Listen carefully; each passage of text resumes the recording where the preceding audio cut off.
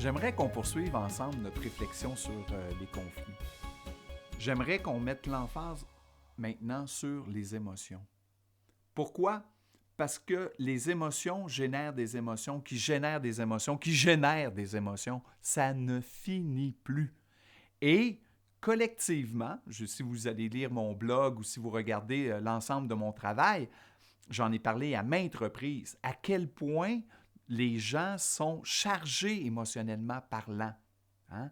Vous savez, notre système nerveux, c'est un peu comme un élastique. Hein? Il arrive une situation stressante, un stimuli déclencheur, mon système nerveux s'étire et le stimuli déclencheur s'en va, bien, le système nerveux revient, exactement comme un élastique.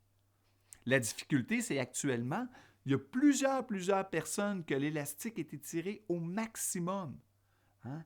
On est chargé comme un gun. Et donc, tout devient stimuli déclencheur. Hein? Si je suis à la chair vive, là, les enfants n'auront pas besoin de dire grand-chose pour que ça m'agresse, ou mon conjoint, ou mon collègue de travail. Et c'est pourquoi il faut qu'on apprenne à gérer nos émotions. Je dis gérer, mais en fait, ça ne serait pas la bonne chose. Il faut que j'apprenne à faire sortir cette charge-là, hein, pour baisser la pression, baisser la tension.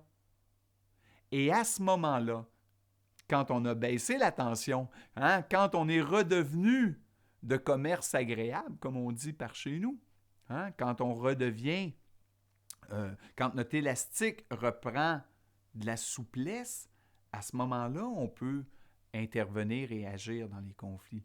Vous savez pourquoi j'ai autant de succès quand j'interviens dans des situations très difficiles? Quand je regarde avec mes clients, la plupart du temps, hein, quand je vais pour des conflits, bien, vous comprenez bien qu'il y a des choses à recadrer. Mais pourquoi que ça fonctionne? Pourquoi il y a un changement? C'est parce que, ben, je suis quelqu'un qui est foncièrement de bonne humeur, que mon élastique est pas il y a de la place, il y a de l'espace. Ça ne veut pas dire qu'il y a des journées où il n'est pas tendu, mais je sais quoi faire pour rapidement ramener, baisser la pression. Ce qui fait en sorte que je peux reprendre la position de témoin. Hein? C'est quoi la position de témoin? C'est moi qui est capable de voir la situation d'en haut, comme si je sortais de moi. Et je suis capable de voir mes états émotionnels avec beaucoup plus de compassion, d'ouverture. Hein? Et je suis capable de voir aussi l'état émotionnel de l'autre avec aussi compassion puis ouverture.